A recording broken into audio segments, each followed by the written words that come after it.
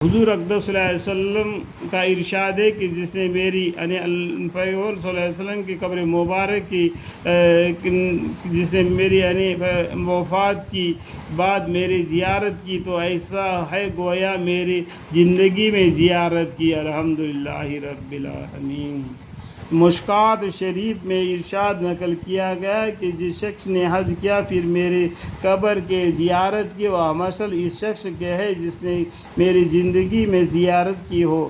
اس مسئلہ ہونے کے مطلب یہ نہیں کہ وہ صحابی ہو گیا، بلکہ مطلب یہ ہے کہ انبیاء اکرم صلی اللہ علیہ وسلم اپنے قبروں میں زندہ ہوتے ہیں، تو گویا یہ ایسا ہے جیسا کہ زندگی میں کوئی شخص ضرورت پر حاضری ہو اور مکان سے باہر ہی مل کر آوے۔ اس حدیث میں یہ فرمایا گیا کہ حج کے بعد میری زیارت کے گھر اس میں علماء کا اختلاف ہے کہ مدینہ طیب کی حاضری پہلے ہونا چاہیے یا حج پہلے کرنا چاہیے۔ ابن حضر رحمۃ اللہ علیہ نے لکھا ہے کہ ہمارے اکثر مشائخ کی یہ رائے ہے کہ حج پہلے کرنا چاہیے، لیکن معجزہ یہ معلوم ہوتا ہے کہ اگر وقت میں وسیع گنجائش ہو کہ حج سے پہلے زیارت اطمینان سے کر سکے اور پھر حج بھی اطمینان سے ہو سکے تو زیارت پہلے کر لے۔ ایسا نہ ہو کہ حج کے بعد کوئی عارضی پیش آ جائے۔ البتہ اگر وقت میں تنگی ہو تو حج کو مقدم کرے۔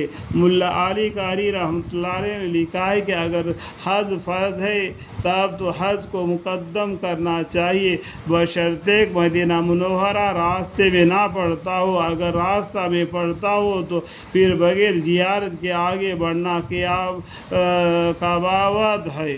یہ بہرحال ضروری ہے کہ حج کے وقت میں گنجائش ہو، اس کے فوت ہونے کے اندیشہ نہ ہو، اور اگر حج نفل ہے تو اس کو احتیاط ہے کہ جس کو چاہے مقدم کرے، اور اولا یہ ہے کہ حج کو مقدم کر لے تاکہ گناہوں سے حج کی بدولت پاک ہو کر پاک کی زیارت کرے۔ الحمدللہ رب العالمین۔ حضور اقدس صلی اللہ علیہ وسلم سے نقل کیا گیا کہ جو شخص ارادہ کر کے میری زیارت کرے وہ قیامت میں میری پڑوسی میں ہوگا، اور جو شخص مدینہ میں قیام کرے اور وہاں کی تنگی اور تکلیف پر صبر کرے میں اس کے لیے قیامت میں گواہ اور سفارش ہوں گا، اور جو حرم مکہ مکرم یا حرم مدینہ میں میرے مر جاوے گا وہ قیامت میں امن والوں میں اٹھے گا۔